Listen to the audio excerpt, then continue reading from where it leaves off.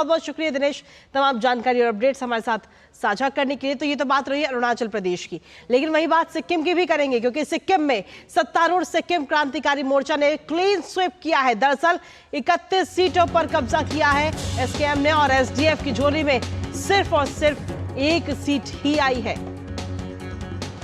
तो 32 सीटें हैं कुल, और 32 में से 31 सीटें सत्तारूढ़ सिक्किम क्रांतिकारी मोर्चा के खाते में गई हैं, और क्लीन स्वीप करती हुई एसकेएम इस बार नजर आई है सिक्किम के अंदर। तो ये बड़ी खबर आप तक पहुंचा रहे हैं। सिक्किम में सत्तारूढ़ एसकेएम ने कब्जा कर लिया है और एक बार फिर से सत्ता में वो आ चुकी है।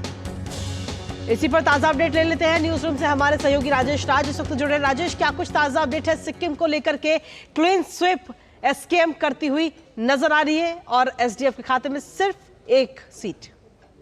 बिल्कुल कृतिका, आपने सही कहा कि जो सिक्किम क्रांतिकारी मोर्चा है वो बिल्कुल क्लीन स्वीप की स्थिति जो है वो बनाए हुए है, और अनेक सीटों पर जो है उसके प्रत्याशी आगे चल रहे हैं, अनेक सीटों पर जो है वो बढ़त बनाए हुए हैं। तो हम कह सकते हैं कि यह जहां अरुणाचल को भारतीय जनता पार्टी को अरुणाचल में एक ज़बरदस्त कामयाबी हाथ लगी है, वहीं पर जो सिक्किम क्रांतिकारी मोर्चा है वह भी पार्ट एंड पार्सल है, कहीं ना कहीं एक सहयोगी दल है, और जिसकी वजह से इस जीत को भी हम उस श्रेणी में रख सकते हैं। और निश्चित तौर पर यह कहा जा सकता है कि एक लंबे समय तक सत्ता में रहने के बाद एंटी इनकम्बेंसी जैसे हालात बनते हैं, लेकिन यहाँ पर स्थिति जो है वो प्रो इनकम्बेंसी वाली दिखाई पड़ रही है। और लंबे समय तक सत्ता में रहने के बावजूद हम कह सकते हैं कि जहाँ जनादेश सरकार के कामकाज पर, सरकार का जो कामकाज है उसका रेफरेंडम इसे कहा जा सकता है, कि जो कामकाज की समीक्षा होती है पूरे 5 साल तक जो हम कामकाज करते हैं, उस आधार पर जनता से जनादेश मांगने की कोशिश की जाती है, और कई बार सरकारों को उसमें कामयाबी हाथ नहीं लगती है। लेकिन यहाँ पर ये साफ तौर पर दिखाई पड़ रहा है कि सरकार का जो कामकाज है उसकी समीक्षा में सरकार, सिक्किम की जो सरकार है वो जनता के उम्मीदों पर खड़ी उतरी है। और 2014 से आपने देखा है कि प्रधानमंत्री नरेंद्र मोदी के नेतृत्व में जिस तरीके से देश में सरकार चलती रही है, और कहीं ना कहीं एंटी इनकम्बेंसी के बजाय प्रो इनकम्बेंसी का जो सिलसिला चलता रहा है वह सिलसिला नॉर्थ ईस्ट के राज्यों में भी स्पष्ट तौर पर देखा जा रहा है। अमूमन हम पहले देखते थे कि नॉर्थ ईस्ट के राज्यों में फ्रैक्चर मैंडेट दिखाई पड़ता था, कोई स्पष्ट जनादेश वाली सरकार दिखाई नहीं पड़ती थी।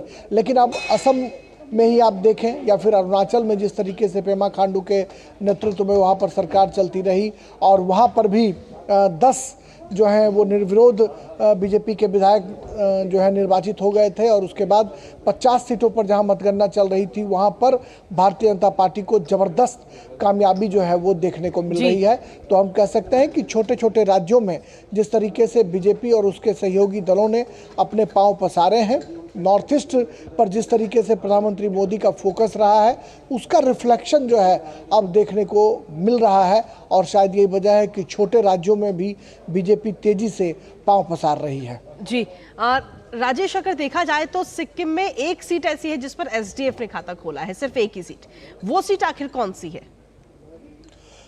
ये अभी उसकी पुख्ता जानकारी जो नहीं मिल पाई है, क्योंकि वहाँ से जो है स्पष्ट तौर पर जानकारी मिल पाएगी गैंगटॉक से कि क्या कुछ कौन सी ऐसी सीट है। लेकिन मुझे लगता है कि उसकी विस्तृत जानकारी जो है जब प्राप्त होगी तो फिर उस पर चर्चा की जाएगी। लेकिन जिस तरीके का रुझान वहाँ पर देखने को मिल रहा है, निश्चित तौर पर जो विपक्षी खेमा है उसका कहीं ना कहीं एकदम बिल्कुल वॉश आउट हो गया है। विपक्षी खेमे की अगर बात करें तो विपक्षी खेमे में बिल्कुल सन्नाटा है। वहीं सत्ताधारी जो पार्टी है, सत्ताधारी पार्टी के लिए एक संतोष का भाव स्पष्ट तौर पर दिखाई पड़ रहा है।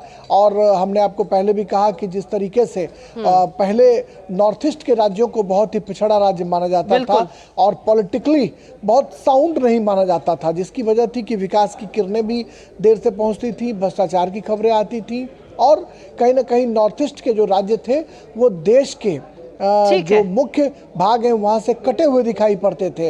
लेकिन अब जो डेवलपमेंट की जो किरणें हैं, विकास की किरणें वहाँ तक पहुँची हैं, लिहाजा अब नॉर्थ ईस्ट के राज्य जो है वो मुख्य धारा से, देश की मुख्य धारा से जुड़ चुके हैं।